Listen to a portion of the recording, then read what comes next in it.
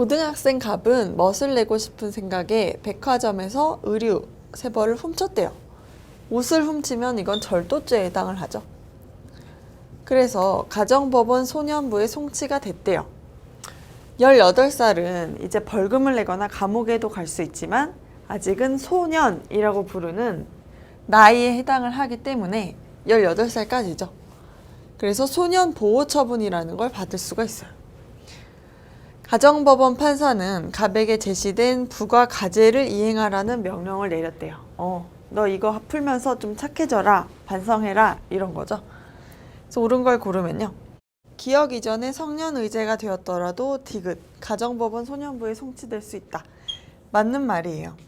성년 의제라는 건 성년이 아닌데 성년으로 우리가 봐주는 걸 말하죠. 언제 성년 의제가 되죠? 미성년자가 결혼을 했을 때 성년 의제가 돼요. 이걸 해주는 이유는 원래 미성년자는 혼자서 뭘 못해요.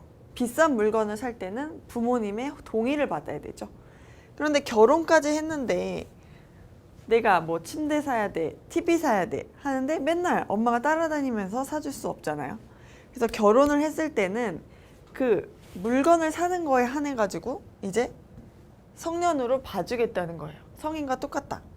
근데 이거는 물건을 살 때 얘기고 지금 자기가 뭘 잘못했을 때는 이 결혼과는 상관이 없어요.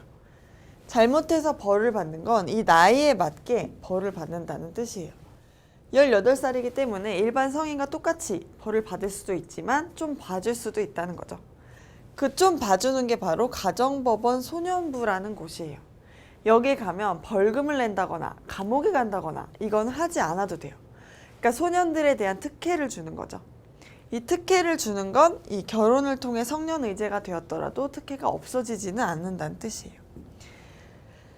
다음 2번. 기억 이후에 갑이 의류를 돌려준 경우 위법성 조각 사유가 인정된다.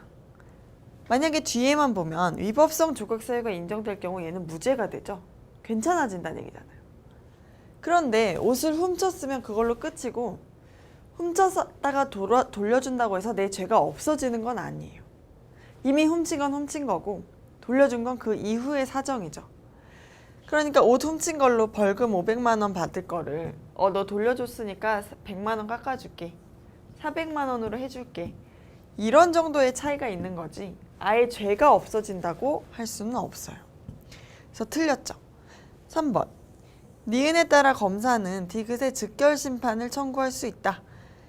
디귿, 가정법원 소년부는 즉결 심판이란 걸 하는 것이 아니에요. 소년 보호 처분을 하는 것이에요. 이 즉결 심판이라는 건 경찰서에서 서장이 하는 거예요. 4번. 검사는 갑을 기소유예함과 동시에 소년부에 송치할 수 있다. 이렇게 할 수는 없어요. 기소유예라는 건 검사가 갑을 봐주겠다는 거거든요. 너 이번에 한해서 내가 아무것도 안 하고 봐줄게.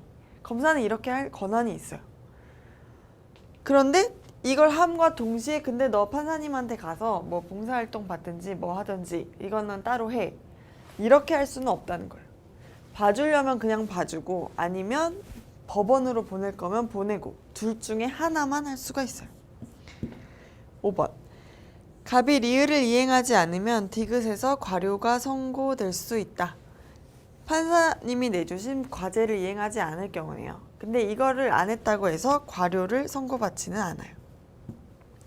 그래서 옳은 걸 고르면 정답은 1번이 되겠습니다.